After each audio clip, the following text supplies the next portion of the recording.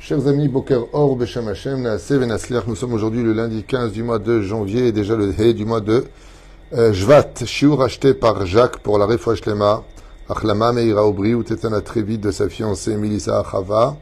Melissa donc Chava Bat Zakia, Be'ezrat Hashem, ainsi que pour un beau mariage, plein de brachot pour tous les deux à qui on souhaite vraiment Kol Sasson, Ve Kol Simcha, Kol Chatan, Ve Kol Kalach, Lama Meira Be'ezrat Hashem, Yiratson, que le mérite de cette étude. Yerkim Ota Mecholia, Bezrat Hashem, on pensera aussi une grande refoua shlema pour tous nos blessés, tous les malades. Bezrat Hashem Shalamenu Israël, Bezrat Hashem Itbarach. Et on commence tout de suite ce shiur avec un sujet que je vous demanderai, Bezrat Hashem, s'il vous plaît, de bien vouloir partager autour de vous et à vos familles, puisque nous allons étudier une des méthodes prescrites dans cette paracha de Bo, où se concluent là-bas les 3 dernières makot des 10 makot d'Égypte, pour comprendre la valeur de l'importance de sortir du pays d'Égypte pour y vivre la Torah. Une mitzvah parmi les mitzvot qui figurent sur la fameuse fête de Pessah, où là-bas, dans cette paracha de Bo, Akadosh Baruch Hu va nous demander plusieurs traditions qu'on va suivre et qu'on suit d'ailleurs jusqu'à aujourd'hui. Ou Freine, la première des choses qu'on apprend, c'est Kol Bechor. Toute première chose que tu auras, tu devras le donner à l'Éternel, ton Dieu, par le biais donc des Kohanim. Ainsi donc, au sage de nous dire que chaque première chose qui vient dans notre vie, si tu veux la bracha d'Hachem avec toi, la première des choses, c'est de le donner à Hachem. Donc quand tu prends ton chèque, la première des choses, si tu veux faire quelque chose d'intelligent, tout comme quand tu es un enfant, tu fais la Brit Mila, c'est de prélever le Maaser, de donner de la Tzedaka. Avant de faire quoi que ce soit, dès que tu as quelque chose, d'abord à Hachem. C'est pour ça que quand tu rentres dans une nouvelle maison, d'abord fais la Chanukah Beit, le jour même où tu rentres. Si tu ne l'as pas fait, tu prendras le temps pour le faire, parce qu'on ne peut pas tout le temps tout faire le même jour, c'est un peu compliqué. Mais en réalité, tout ce que l'on a en premier, ça doit toujours être au nom d'Hachem. Même dans un projet. On ne dit pas, bon, de toute façon, je vais construire ça, je vais aller faire ça, je vais dire ça, Be'ezrat Hachem. Non. D'abord, Be'ezrat Hachem, je vais. Pas à la fin, toujours au début. C'est pas grave, c'est juste un minag. Si tu l'as pas fait, au moins dis-le à la fin. Mais toujours d'abord, Kol Bechor. Dieu te demande chaque première chose. J'ai pris pour moi les premiers-nés. C'est pas simplement vis-à-vis des enfants. C'est que la première chose qui sort de toi, d'abord tu le donnes à Hachem. C'est pour ça qu'avant de manger, par exemple, ou de boire, d'abord tu dis la bracha. D'abord Hachem, après toi. Tout comme Dieu s'est éloigné, il se cache pour te laisser exister et vivre, à toi de rendre l'appareil à Hachem, en laissant Kadosh Baruch Hu, Be'ezrat Hashem Itbarach, le droit d'exister avant toi. Fais honneur à Hachem. Toujours dans tout ce que tu fais, tu vas entreprendre, d'abord à Kadosh Baruch Hu. C'est pour ça que quand d'ailleurs on se marie avec une personne, bien sûr, une femme, pour un homme, eh bien on dit, quand on dit pourquoi tu te maries, la première réponse c'est parce que c'est une mitzvah. D'abord la volonté d'Hachem. Et la deuxième c'est parce que je l'aime. C'est avec elle que j'ai envie de partager ma vie. C'est avec elle que je veux faire vivre les bonheurs que j'ai envie de concrétiser au fur et à mesure de mes années qui arrivent. Mais la première, c'est Shakol Bara Lirvodo. Tout ce qui a été créé dans ce monde est créé pour Hachem. Et c'est pour cela que toute notre Torah, d'ailleurs, vous le verrez, au fur et à mesure d'une journée, va nous accompagner en donnant d'abord primauté au Créateur du monde. Tu te lèves le matin, tu viens d'ouvrir les yeux, tu te lèves, Modéani Lefanecha. Tu dis pas, salut, comment ça va, il est tard, je vais... Non, tu parles pas. Première parole, Modéani Lefanecha. Netilat Yadayim. Birkat HaShachar, Birkat HaTorah, et ensuite, au boulot. Non, les tefilin. Nous avons dans cette paracha la mitzvah des tefilin, qui sont considérées comme étant une des mitzvot les plus élevées de toutes les mitzvot de la Torah. Et sur ce, j'aimerais vous faire partager une étude importante. Mais avant de cela, avant de plonger là-dessus, qui est un tikkun, on va expliquer pourquoi d'ailleurs les tefilin. Il y a des poils de veau qui sont... sur le côté chez Rashi, qui sont au centre chez Rabbeinu Tam, pourquoi on fait les 7 tours. Il y a beaucoup à dire sur les tefilin. Mais d'abord, voyons un petit peu le salaire. Qu'est-ce que nous disent nos chachamim sur celui qui a le mérite de mettre les tefilin? Et si une femme me dit, oui, moi, je suis une femme, je ne mets pas les tefilin, il suffit que ton papa, grâce à toi, parce que tu le laisses mettre les tefilin, parce que tu vas t'occuper des enfants, que papa peut aller à la synagogue, parce que tu as des mamans, que ce soit pour vos enfants, Bezrat Hashem, ou pour des orphelins pour lesquels, Bezrat Hashem, une femme peut apporter une paire de tefilin, comme on le fait avec nos soldats qui demandent beaucoup de tefilin. Bezrat Hashem, il y a toujours une façon ou une autre de pouvoir participer. Un jour, une femme m'a dit, je me rappelle, il y a à peu près 20 ans ou 22 ans, elle m'a dit, ouais, nous on met pas les tefilines, c'est pas juste, comment je peux faire pour avoir le mérite de mettre des tefilines? Je lui ai dit, bah ça tombe bien, j'ai une bar mitzvah d'un Éthiopien qui n'a pas de paire de tefilines, offrez-les lui, ce sera comme si vous les avez mis. Elle m'a dit, ah super, je prends la mitzvah. On peut offrir une paire de tefilines, c'est vraiment... mais n'oubliez pas un détail, tout comme un homme reçoit un salaire parce qu'il fait une mitzvah, et une femme recevra un salaire parce qu'elle ne fera pas une mitzvah que Dieu ne lui a pas demandé de faire. Dans les deux sens. Il y a plus de mitzvot lota assez que de mitzvot assez. Alors voyons un petit peu ensemble ce que nos chachamim, et je vous en donnerai bien sûr les références, nous ont dit sur le salaire de celui qui met les téphilines pour ceux qui veulent entendre.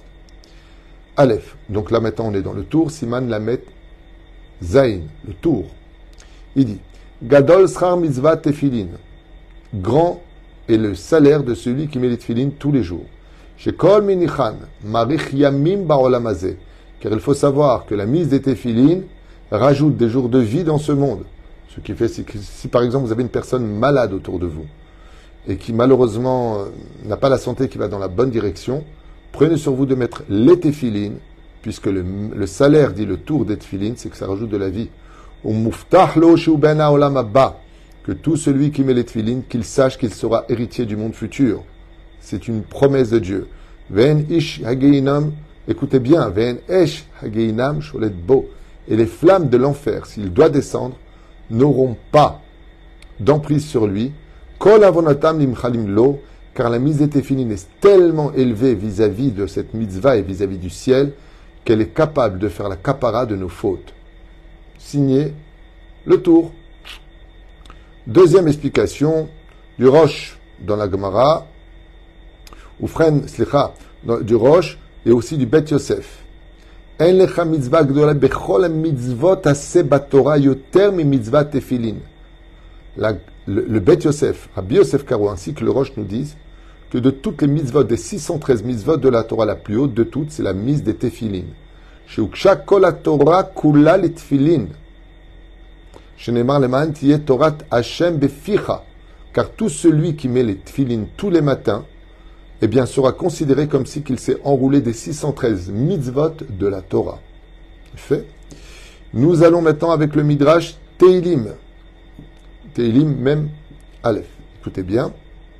Amrou Israël ifnea kadosh baruchu. Donc on est dans le Midrash Teilim. On dit les enfants d'Israël devant l'Éternel. Ribono shel olam, maître du monde. Anu rotzim liyot yegeim batorah yomam valayla, aval en lanu nai. Nous aimerions bien étudier ta Torah jour comme nuit. Seulement entre le travail, les occupations, les responsabilités, nous ne pouvons le faire. Amar lahem akadosh baruchu. Leur a dit le Créateur du monde. Kemu mitzvat tfilin. Mettez tous les matins vos tefilin. Umaleani alechem keilu atem yegatem batorah yomam valayla. Et je considérerai que grâce à la mise de vos tefilin, vous avez étudié la Torah le jour et la nuit. Oufren pour finir avec le Kaf HaChaim, quoi qu'il y a encore tellement de références, mais on ne va pas s'éterniser. Kol amaniach tefilin. Tout celui qui met les tefilin, mekayem shmone mitzvot ase bechol yom. Pratique 8 mitzvot positifs de la Torah. Sharei yesh sham arba parashot, car il y a là-bas 4 parashot au niveau de la tête. Ou bechol achat mitzvot ase shel yad, ou mitzvot ase shel rosh. Et là-bas pourquoi?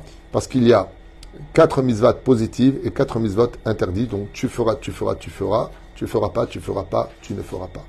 De l'autre côté, voyons ensemble, qu'est-ce que le Shulchan Aruch, la Gemara, nous dirait de celui qui ne met pas les tefilin, Hashem Ishmor Verachem. Mi shenumiach tefilin, ayu bichlal posh'ei Israël begufan. Le Shulchan Aruch nous dit comme cela. Donc c'est man... Est-ce que c'est marqué ça? Je ne me rappelle pas, je préfère pas le dire. Ça ne monte pas, c'est pas grave. En tout cas, le Shulchan Aruch dit comme ça, celui qui ne met pas les tefilin est considéré comme étant partie des Rechaïm du peuple d'Israël. Ça, c'est le Shulchan Aruch qui le dit. Deuxième, on va voir ensemble, Ve'afiluim ou Benoni. Même si c'est une personne qui fait beaucoup de mitzvot, mais il fait aussi des péchés. Car on sait que si une personne a plus de mérite que de dette vis-à-vis d'Hachem, Akadosh Baruch Hu, il verra toujours le bon côté. Mais si on constate chez lui qu'il ne mettait pas les tefilin,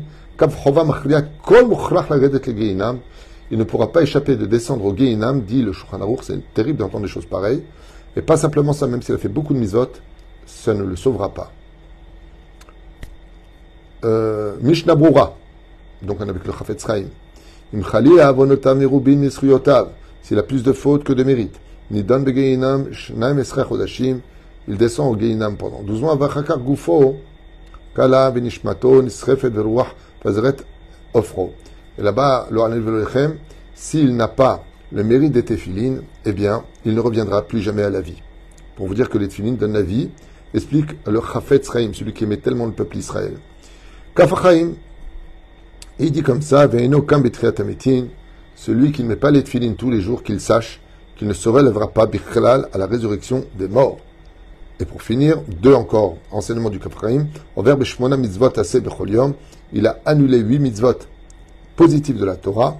Et pour finir, on revient au Mishnah Brura qui dit Vechol ze'im lo chazar b'tshuva. Bien sûr, mais s'il a fait tchouva et qu'il met ses téphilines, tout sera effacé, le passé ne sera plus rappelé. Avalim chazar b'tshuva v'yitri aniach tefilin en lecha davar omed ifnei tchouva. Explique le Mishnah Brura, rien n'est plus grand que celui qui fera teshuva et qui commencera à mettre les téphilines. Donc vous voyez bien que les téphilines ont le plus intérêt à courir pour aller les mettre que d'éviter de les mettre. Le problème qu'on a, je vous dis franchement, je voudrais techniquement expliquer certaines choses. Ce matin, à la Beth Knesset, à part 2 ou 3 personnes que j'ai mis mettre les téphilines, personne n'avait les téphilines au bon endroit. Personne n'avait les téphilines au bon endroit. Les téphilines se mettent sur le bras gauche pour un gaucher, sur le bras droit pour un... sur le bras gauche pour un droitier et sur le bras droit pour un gaucher. Ok? On appelle iter. Les téphilines doivent se mettre, non pas ici, mais ici. Quand je ferme le bras, ça doit s'enfoncer dans mon cœur. C'est à ce niveau-là que ça se met. Au centre du bras. À ce niveau-là. Après, il marque le 4 plus haut, plus bas. Mais au moins qu'on mette au centre du bras. Là où c'est une catastrophe et que très peu de gens mettent les téphilines comme il faut, ce sont ceux qui mettent les téphilines ici, au milieu du front. Ou pire encore, tu as le téphilin qui va, elle se pose à un tiers sur le front et le reste dans le vide. C'est pas comme ça qu'on met des téphilines. Les téphilines se mettent à la lisière des cheveux, pour ceux qui en ont, c'est pas mon cas, ici, et la boîte des téphilines doit poser sur le crâne. Elle doit se poser sur le crâne.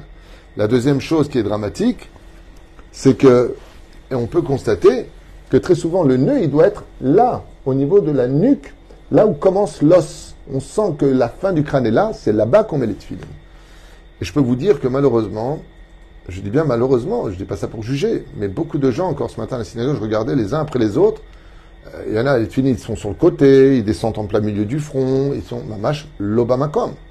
Et on a beau leur dire de le lever, le problème c'est que quand ils lèvent, le nœud il descend, d'où l'importance d'aller chez un rave spécialiste qui va vous fermer le nœud comme il le faut pour que les téphilines soient parfaitement mis. Et pourquoi c'est si important que ça? Tout simplement parce que si les téphilines ne sont pas exactement là où il faut, ben c'est comme si tu ne les as pas. Donc, il peut arriver, chaz v'shalom, à une personne, d'avoir mis les téphilines toute sa vie, et au lieu d'avoir un salaire, il va avoir une dispute assez importante. Pourquoi tu n'as pas fait attention? Pourquoi tu te mettais tes téphilines n'importe comment? Donc, un conseil d'amour pour chacun. Arrêtez de vous vexer quand on vous dit « arrange tes téphilines ». Arrêtez de dire « oh, ça va, tu me saoules ». Non, non. Parce que c'est du devoir de l'autre de dire « tes téphilines ne sont pas comme il le faut ». Parce que s'ils ne sont pas exactement au bon endroit, c'est comme si tu ne les as pas mis. Ne l'oubliez pas. La reine Bezrat Hashem, les téphilines vont représenter plusieurs tikkunim. Vous savez que tout le seder de notre vie, en tant que juif, vient réparer des choses qui ont lieu ou de façon historique ou de façon ésotérique.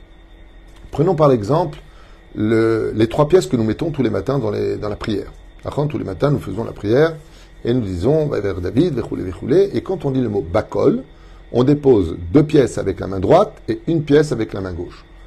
Qu'est-ce que cela vient symboliser? Pourquoi est-ce qu'on fait ça dans la mise de la prière du matin avec notre téphilin? Tout simplement parce que Esav, le jour du droit, du don, d'Énès, c'est-à-dire où il est venu prendre la bénédiction de Yitzhak, son père, Yaakov est venu déguisé d'une certaine façon en Esav. Et il y a Esav, quand il est venu, et qu'il a vu que son frère était passé devant lui, comme vous le savez, il s'est mis à crier, il s'est mis à hurler, de larmes.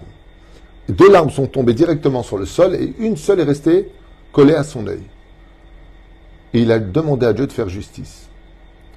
En guise de réparation de ces larmes sorties du cœur mauvais, certes, de Esav, tous les matins, jusqu'à la réparation finale de la venue du Mashiach, nous mettons 2 pièces, dans le mot bakol, nous mettons 2 pièces plus une pièce. 2 pièces pour réparer les 2 larmes qui sont tombées à même le sol, et cette pièce qui est la plus dangereuse, qui est restée collée, qui va nous coûter la fête de Purim, justement. Vaïtsa, Tzaka, Gdola, Omara, Zera Shava, il y a marqué que Esav s'est mis à hurler de façon amère, et à Purim, quand Aman, son descendant, a voulu nous tuer, on a fait le même cri que Esav. Pourquoi? Parce que malgré le fait qu'on ait eu raison de faire ce qu'on a fait, on a fait du mal. Donc ça se paye aussi. Ainsi donc, dans la perfection de faire les choses comme je le demande, sans pour autant faire du mal à quiconque, nous mettons ces pièces-là. La mise des téphilines, qu'est-ce qu'elle vient réparer d'après vous? Et puis surtout, pourquoi le bras gauche? Alors que toutes les mitzvot se font de la main droite. On doit toujours prendre la main droite qui représente le chesed. Tu prends un verre d'eau, tu prends la main droite. Après, un gaucher, c'est encore autre chose. Je parle de façon générale. Ou freine, on fait 7 tours. Les 7 tours que nous faisons viennent rappeler la Akedat Yitzhak. C'est pour ça qu'on met les tefilines avec la Akedat Yitzhak. Tous les matins, Vaïdaber, Vichoulé, Vichoulé. Ces 7 tours-là représentent les 7 mondes qu'on doit réparer tous les jours. Chesed, Givura, Tiferet, Od, Netzach, Yesod et Malchut. Qui était la corde avec laquelle Abraham a entouré son fils.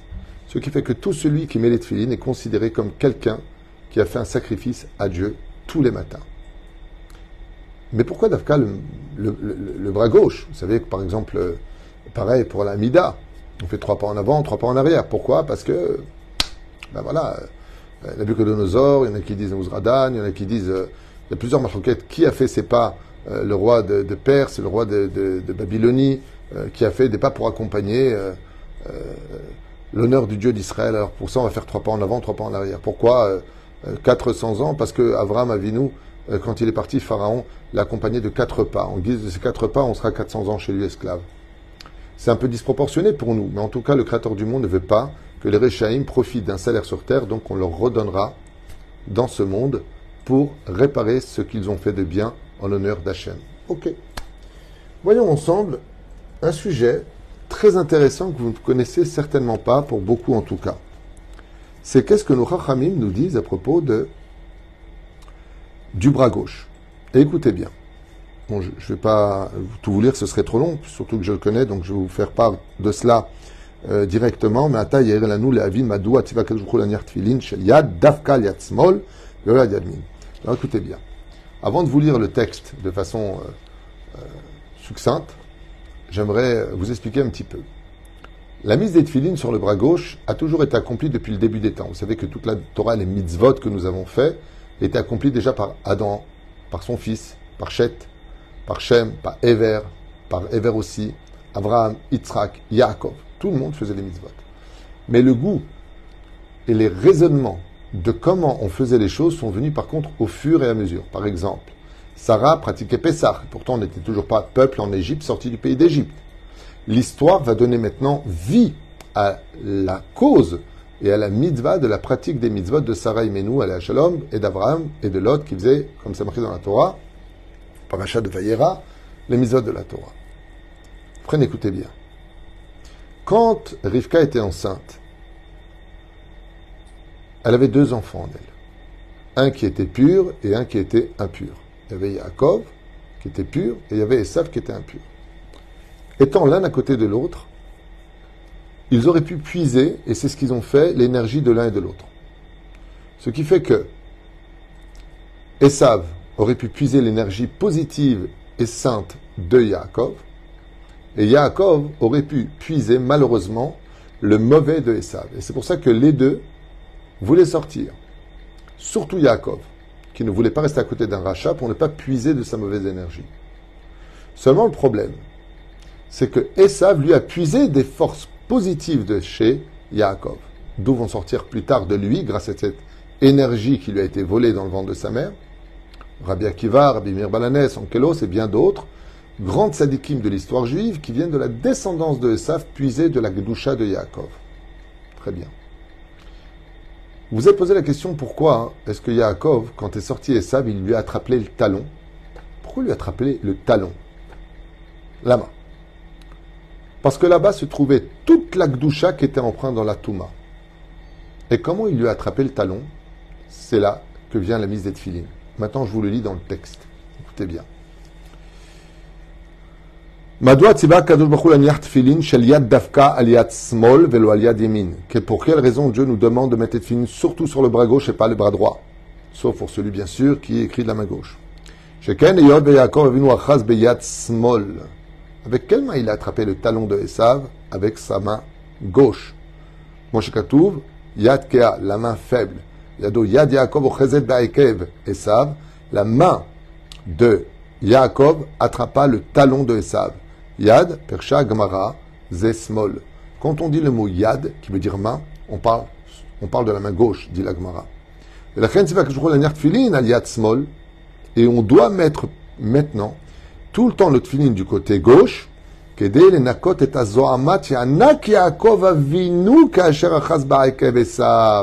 Waouh! Maintenant j'explique. Un secret de l'étude que peu de gens savent. Pourquoi on met les tefillin du bras gauche? Parce que c'est le bras gauche de Yaakov Avinu qui a attrapé le talon de Esav qui était extrêmement impur.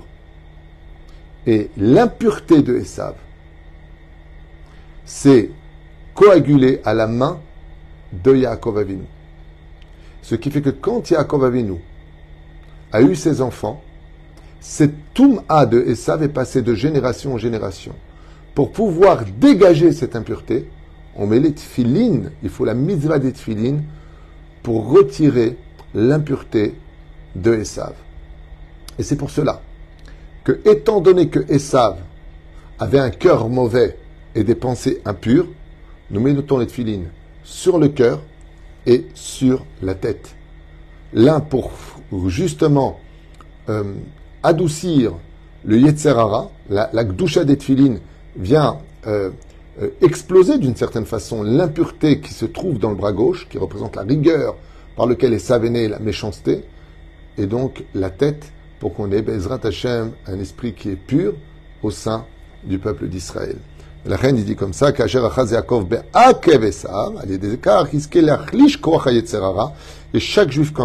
chaque matin quand un juif met les tefillin, il déstabilise, il retire la force au Yetzer Hara chez Balev, et la reine tzrichim tefillin shel yad, lintot l'kivun alev. Et c'est pour ça que les gens qui mettent des tefillin ici, alors quand tu les vois devant toi, tu as la boîte qui sort devant, ils n'ont rien compris. Les tefillin doivent être collés contre le cœur, c'est-à-dire sous le bras. Pas sur le bras au niveau du biceps, sous le bras. Que quand tu fermes ton bras, tu dois sentir la boîte de tefillin s'enfoncer du côté de ton cœur et non pas venir sur ta poitrine. Ainsi donc, on voit que les tefillin, c'est pas simplement une mitzvah qui t'emmène au monde futur, qui, même si tu dois descendre au Gehinam, n'aura pas d'emprise sur toi, que tu fais la volonté d'Hachem, que tu auras la résurrection des morts, que c'est une longévité qui t'amène la vie, mais ça vient réparer surtout une chose incroyable, c'est que comme on dit, Yetzer Hara est très fort, certes, mais si tu mettais tes tefillin, tu auras plus de force pour le vaincre. Et c'est pour cela que Dieu nous a donné, certes, des épreuves très dures à surmonter, mais il nous a donné des épreuves pour pouvoir les survoler. Et ainsi donc, la mise des tefillin nous apprennent ici les Rachamim. Non seulement c'est une xéra, c'est un chok qui vient d'Akadosh Baruch Hu, non seulement c'est une chose qui est prioritaire dans la vie d'un juif, comme c'est marqué Bereshit bar Elokim et Hashamayim ve'et haaretz. Si tu veux réussir ta vie professionnelle, n'oublie jamais. Quand Dieu a créé le monde, il a créé d'abord la spiritualité, le ciel, et après la terre. De partir au travail après mettre cette tefillin, c'est une grave erreur. Pourquoi? Tu fais le contraire. Bereshit bara Elokim et haaretz ve'et Hashamayim. D'abord, pense toujours à la spiritualité pour donner vie Bezrat Hashem à la matérialité. Tout comme Dieu a créé d'abord l'âme et qu'ensuite il a créé le cœur, le corps, il a insoufflé après l'âme à l'intérieur. Où est-ce que c'est marqué qu'il a créé l'âme? Faisons l'homme à notre image. Tout de suite, c'est créé la neshama du juif, qui a les midot d'Akadosh Baruch Hu, chelek elokam ima'al. Ensuite, il a créé le corps et il lui a insufflé cette âme, qui n'est pas née au même moment, mais qui était préparée à l'avance. Pour dire que d'abord, le Créateur du monde crée la spiritualité et ensuite la matérialité. Mais ce qu'il y a de plus extraordinaire dans les téphilines, c'est le mariage des deux. Et c'est pour ça que les téphilines représentent l'équilibre de ce monde. Un esprit et un corps. L'esprit, c'est la gdusha qui se trouve dans les téphilines. Le corps, c'est que c'est de la peau de vache. Et la peau de vache est considérée dans le judaïsme comme étant le symbole de la matérialité. Pour dire qu'on peut trouver Dieu dans toutes les matérialités de ce monde, c'est tout simplement, on le met en priorité dans nos vies. Chen Bezrat Hashem, qu'on ait le mérite de mettre cette tefilin.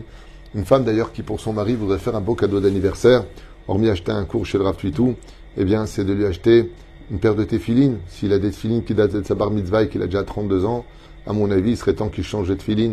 Behemagasa, Klaflomashouar, Bezrat Hashem, d'un bon sofer, comme on les vend chez nous, Baruch Hashem, nous on a des sofrim qui les vendent, magnifiques tefilin, Kacher la Madrin, Mina Madrin, boîte parfaitement carrée, parfaitement synchronisée, avec les lanières noires intérieures et extérieures, qui sont vraiment al pikabalav al pichok lama, parce que très souvent on va en vacances, on va dans les restaurants, alors que si on avait fait un peu d'économie, juste un peu d'économie, on aurait pu acheter une paire de tefilin, qui par contre, elle, aurait été le tapis volant, non pas d'Aladin, mais du bonheur de chaque juif.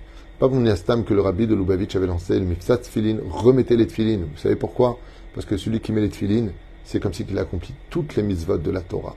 Et la reine Bezrat Hashem, qu'on les mette dans la Kedusha of Torah, et surtout faites attention pendant les tefilin. Même quand on les a au bon endroit, la question c'est de savoir qu'est-ce qu'on a dans la tête. Combien je vois autour de moi dans les synagogues, des gens qui mettent les tefilin et qui se répondent au téléphone, qui regardent des informations au téléphone, alors que quand on a les tefilin, ici Ardaat ou Assour, on n'a pas le droit d'être autrement que dans la conscience de notre tefilin. À tel point que le Ben Ishraï nous dit, quand tu mets tes tefilin, c'est bien de toucher ces tefilin. Même pendant la prière, tu les touches. Pas l'amida. Tu les touches pourquoi? Pour te rappeler que tu as les tefilin sur toi, comme on l'a étudié à Oel Moshe, Shabbat dernier. Baruch Adonai Leolam Amen Ve'Amen. Anachat tefilin, n'oubliez pas, ça enlève l'impureté. Tout comme on a vu que le serpent, ayant couché avec Ève, lui a mis sa semence qui était Zoa Matanachash, l'impureté. Jusqu'à aujourd'hui, la Nida, c'est retirer l'impureté du serpent de toutes les femmes de l'humanité, qui ont le cycle de la femme qui enlève cette impureté du serpent qui a été donné à Ève, mère de toutes les femmes de l'humanité. Beotamida, quand Yaakov il a attrapé avec sa main gauche le talon de Esav, l'impureté de Esav a glissé sur le bras de Yaakov, et aujourd'hui, pour retirer cette impureté, nous avons le tikkun de mettre les tefilin. C'est et une mitzvah et un tikkun, donc personne n'a le droit de rater ce rendez-vous. Baruch Hashem journalier, sauf le Shabbat, Yom Tov, et pour les Sfarad, Chol HaMoed. Baruch Adonai Leolam, Amen, Amen, Refoua Shlema.